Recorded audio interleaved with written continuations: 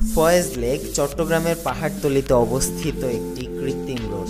চট্টগ্রাম জেলাকে বিবেচনা করা হয় বাংলাদেশের অন্যতম একটি সুন্দর জেলা হিসাবে, মূলত এর প্রাকৃতিক সৌন্দর্যের কারণে।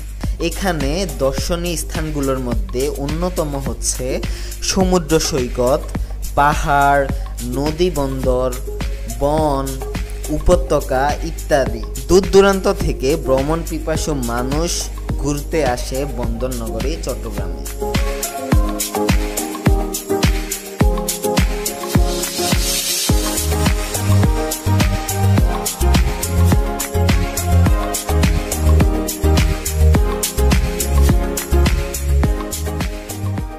ফয়েজ লেক অ্যামিউজমেন্ট ওয়ার্ল্ড চট্টগ্রামের প্রাণকেন্দ্রে অবস্থিত।